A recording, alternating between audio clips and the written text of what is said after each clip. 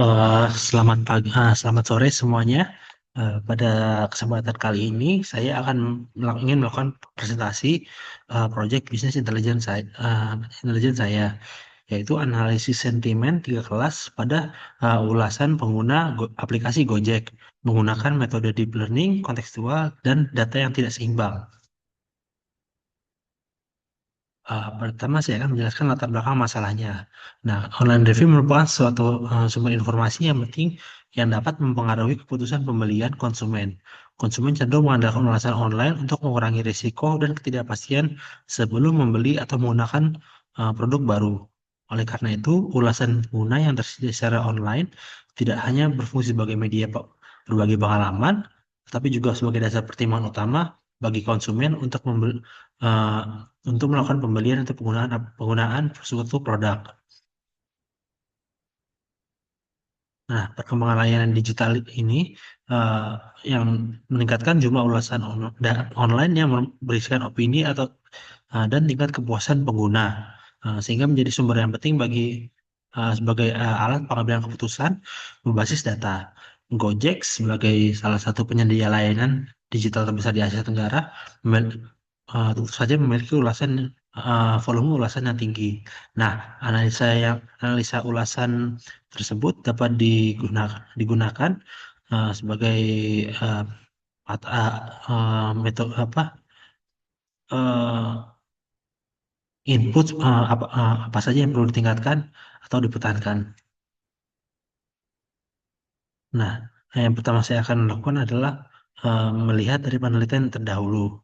Uh, Beberapa penelitian sebelumnya telah melakukan analisa terhadap sentimen review Gojek. Pertama saya akan bahas review tersebut.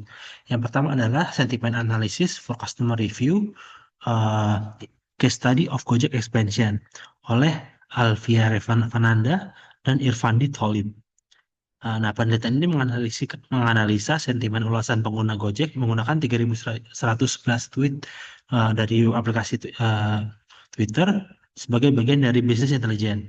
Karena data yang tidak yang data tersebut tidak memiliki ground truth, pelabelan sentimen dilakukan otomatis dengan Microsoft Text Analytics API, lalu diklasifikasikan menggunakan beberapa algoritma machine learning tradisional berbasis bag of words. Hasilnya menunjukkan decision tree sebagai model terbaik dengan F1 score sekitar 0,55.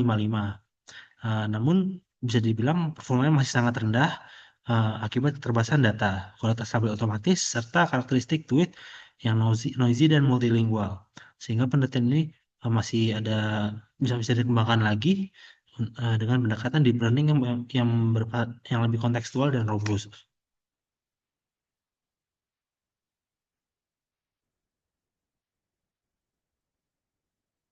Penelitian kedua adalah sentiment analysis of Gojek user review using TF-IDF and machine learning in Orange Platform oleh Yuliani et al.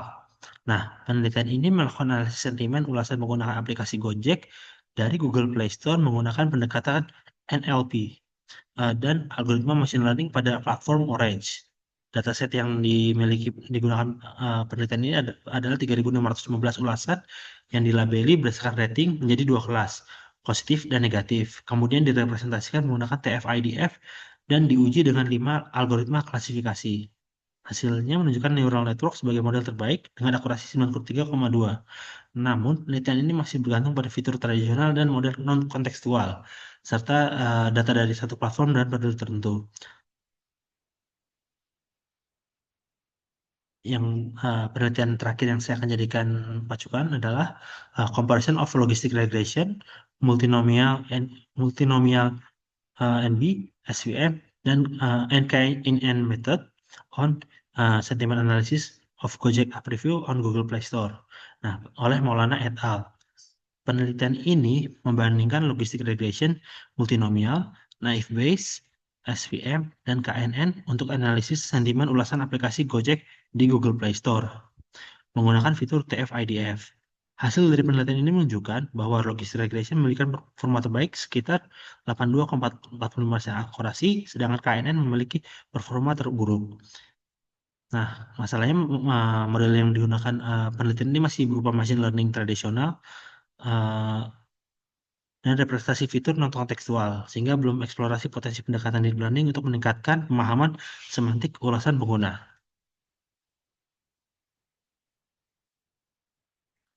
Nah, dari penelitian tersebut saya menemukan beberapa research gap. Research gap pertama yaitu adalah belum ada deep learning kontekstual yang benar-benar memahami teks. Penelitian pertama menganalisis sentimen review Gojek dari Twitter yang masih menggunakan representasi teks berbasis spec of words, serta model machine learning sederhana sehingga belum mampu menangkap konteks dan makna semantik dari kalimat ulasan yang bersifat informal, multilingual, dan kompleks. Sebenarnya sih penelitian ini pakai apa deep learning juga, cuman model yang dipakai masih shallow dan tidak dirancang untuk mempelajari urutan kata atau hubungan antar kata dalam sebuah kalimat. Penelitian kedua menganalisis review menggunakan Google Play Store menggunakan TF-IDF dan beberapa algoritma machine learning pada platform Orange. Pendekatan yang dilakukan penelitian ini masih berbasis fitur tradisional dan model machine learning sederhana.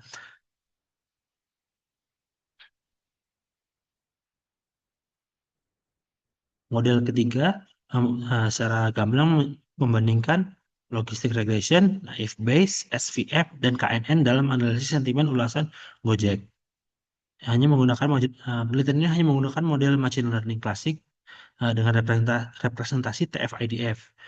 Pendekatan ini mengasumsikan teks sebagai kumpulan kata independen dan tidak mempertimbangkan urutan maupun konteks kata, sehingga kurang efektif dalam menangani bahasa informal, opini campuran atau netral lah, serta ekspresi emosional yang umum ditemukan dalam ulasan pengguna aplikasi. Nah, yang kedua yang saya temukan adalah dataset tidak seimbang dan ditangani dengan tidak tepat pada seluruh penelitian. Nah, penelitian pertama menggunakan dataset review terdiri dari 2055 review netral, 666 review negatif, dan 127 review positif. Nah, penelitian pertama ini menyeimbangkan data dengan cara memotong seluruh kelas yang jauh lebih besar sehingga kelas netral dan negatif dipotong menjadi 127 mengikuti kelas positif. Nah, penelitian kedua menggunakan dataset yang berisikan review positif, netral, negatif. Tapi masalahnya penelitian ini membuang seluruh kelas netral untuk memfokuskan penelitian. Nah, penelitian ketiga sama sekali tidak membahas kelas netral. Padahal mereka hanya menggunakan kelas positif dan negatif. Nah, solusi yang saya ajukan adalah uh, model BLSTM sebagai model analisis sentimen berbasis deep learning. Nah, arsitektur model ini terdiri dari embedding layer, lapisan BLSTM, dan fully connected layer dengan fungsi aktivasi softmax yang menghasilkan probabilitas pada tiga kelas sentimen. Penggunaan BLSTM memungkinkan model untuk menangkap konteks kata dari arah maju ataupun mundur, sehingga lebih efektif dalam memahami makna kalimat, ulasan pengguna yang kompleks dan bersifat informal. Nah, bagian selanjutnya adalah metodologi penelitian. Saya akan menjelaskan dataset yang saya gunakan. Dataset yang saya gunakan ini adalah berisikan ulasan Gojek yang diambil dari Kaggle.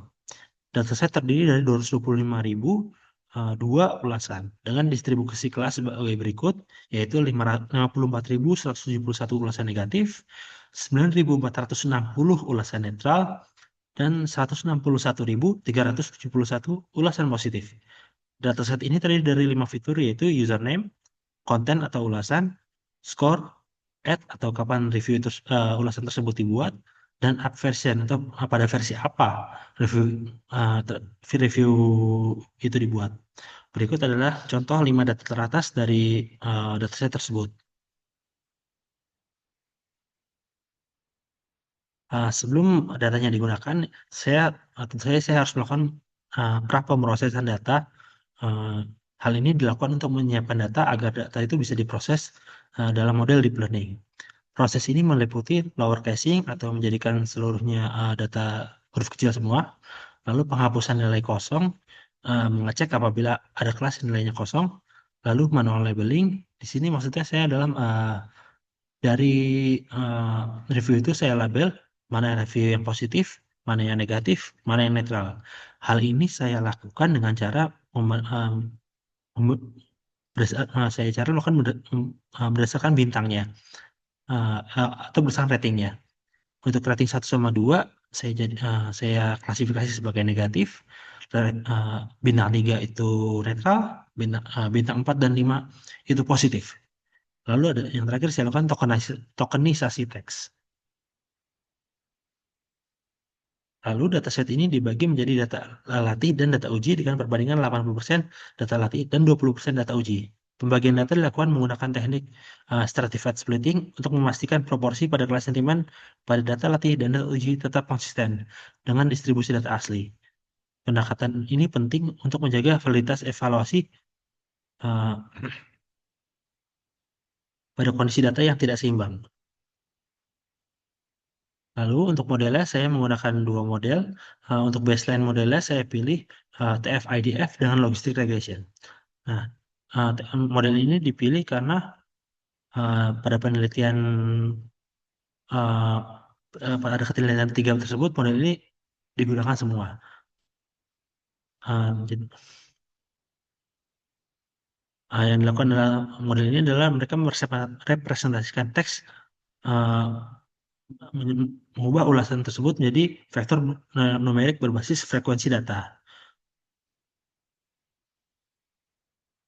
TF-IDF dan logistik regression sendiri juga bisa dibilang memiliki kompleksitas yang relatif rendah. Lalu untuk model yang saya pilih adalah model BLSTM.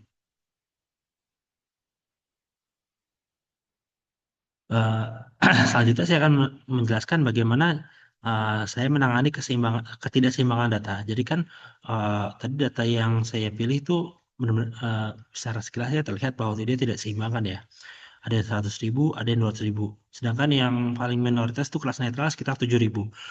Untuk mengatasi ketidakseimbangan data ini, saya nggak tidak seperti penelitian sebelumnya yang membuang kelas ataupun memotong kelas. Namun yang saya lakukan adalah strategi class weighting pada fungsi loss selama proses pelatihan. Jadi tiap kelas yang jauh lebih kecil itu diberikan berat bobot sesuai dengan ukuran kelas tersebut. Apabila terjadi kesalahan klasifikasi pada kelas minoritas, maka akan diberikan penalti yang sesuai. Untuk mengevaluasi kinerja kedua model tersebut, saya menggunakan metrik precision, recall, F1 score. Confusion matrix juga digunakan untuk menganalisa pola kesalahan klasifikasi dan membandingkan kinerja model baseline dengan model yang diusulkan. Eh, model baseline-nya yaitu TF-IDF dan logistic regression. Nah, ini menggunakan teks berbasis uh, model baseline menggunakan representasi teks berbasis TF-IDF yang dikombinasikan dengan algoritma logistic regression dengan menggunakan klasifikasi sentimen 3 kelas, yaitu negatif, neutral, dan positif. Evaluasi model pada data uji sebanyak 45.000 ini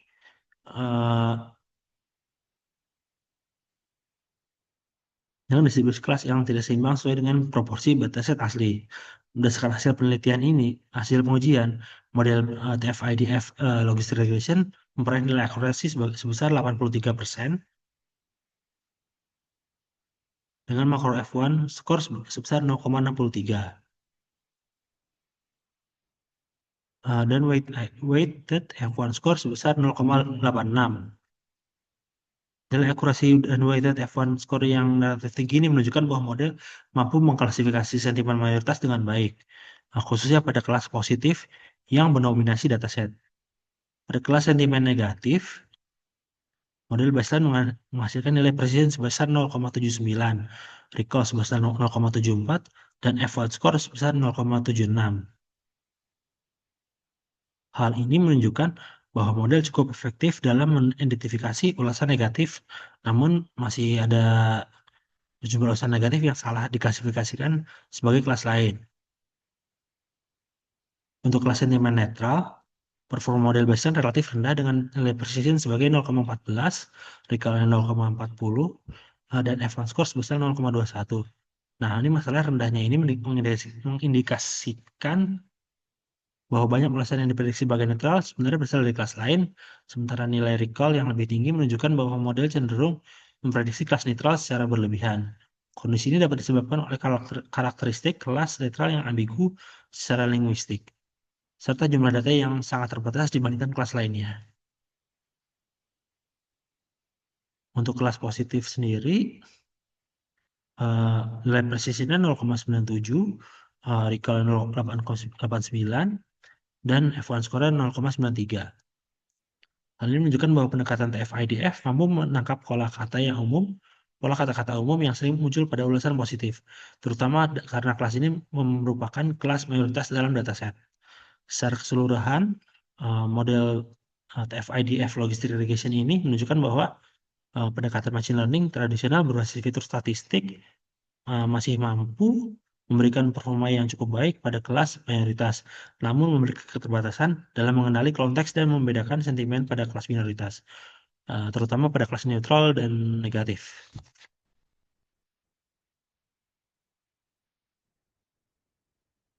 Berikut adalah confusion matrix yang berdasarkan TF, IDF, dan logistic regression. Bisa dilihat kelas positif mudah diprediksi dengan benar, sementara kelas netral masih ada banyak yang salah, karena nilai true positifnya besar sekali. Lalu kita bandingkan dengan model yang kedua, yaitu model BLSTM yang saya ajukan. Berdasarkan hasil pengujian ini, model BLSTM mencapai akurasi sebesar 0,84% dengan makro F1 0,64 dan weight F1 score sebesar 0,86. Dibandingkan model baseline, model BLSTM menunjukkan peningkatan pada nilai akurasi dan makro F1 score yang mengindikasikan bahwa model ini mampu mengklasifikasi sentimen kata-kata sentimen dengan baik meskipun datanya tidak seimbang. Nah, berdasarkan hasil pengujian ini pada sentimen negatif, model BLST menghasilkan nilai precision 0,78, nilai recall 0,77, dan F1 score 0,78.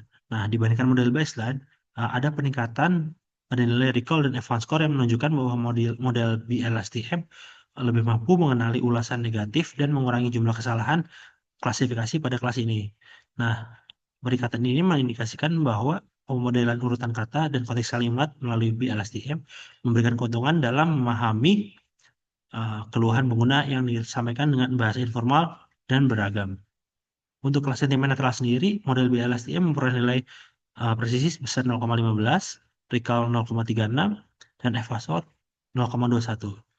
Meskipun profil hasilnya masih rendah, hasil ini sebanding dengan model baseline dan mencerminkan bahwa model kelas neutral itu memang sulit untuk dibedakan dengan kelas positif atau negatif.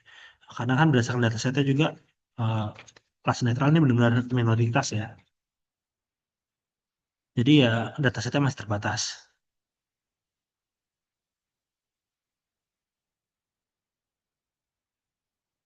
Nah, pada kelas sentimen positif, precision yang didapat adalah 0,97, recall 0,89, dan F1 score 0,93. Hasil ini menunjukkan bahwa penerapan deep learning secara kontekstual tidak berhasil positif tanpa mengorbankan performa pada kelas mayoritas. Dan model ini dapat mampu mempertahankan tingkat akurasi yang tinggi dalam mengklasifikasi ulasan positif. Secara keseluruhan, eksperimen ini menunjukkan bahwa model BLSTM memberikan peningkatan performa yang moderat namun konsisten dibandingkan model baseline, terutama pada kelas sentimen negatif dan pada metrik evaluasi yang lebih adil, yaitu F1 makro F1 score. Hal ini ya menunjukkan bahwa model deep learning kontekstual jauh lebih efektif dalam memahami struktur dan makna kalimat di pengguna dibandingkan pendekatan machine learning tradisional berbasis frekuensi kata. Berikut adalah confusion matrix model BLSTM. Nah, bisa dilihat dari perbandingan ini, analisa perbandingan model. Hasil eksperimen menunjukkan bahwa model baseline TF-IDF dan logistic regression dengan logistic regression dan model BLSTM menghasilkan formula yang relatif sebanding secara keseluruhan. Namun model BLSTM sedikit lebih ke depan karena dia lebih baik dalam mendeteksi review negatif. Nah, bisa dilihat dari uh, performanya, model BLSTM menunjukkan peningkatan yang lebih jelas pada kelas sentimen negatif.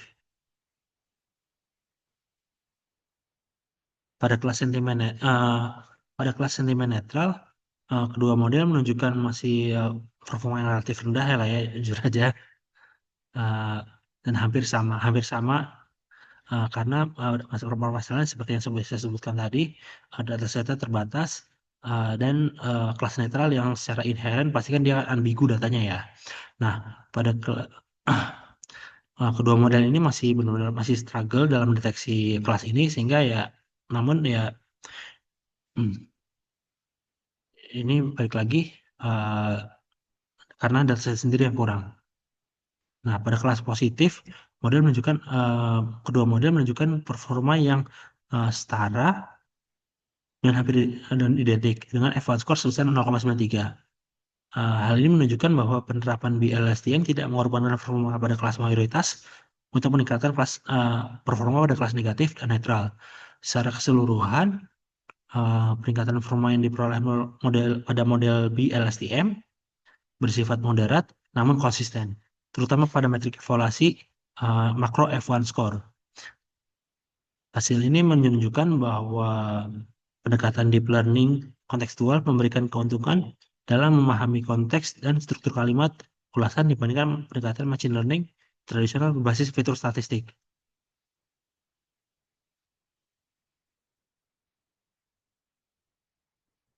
Nah, kesimpulan yang saya ambil adalah hasil eksperimen menunjukkan bahwa kedua model mampu mencapai performa yang cukup baik secara keseluruhan.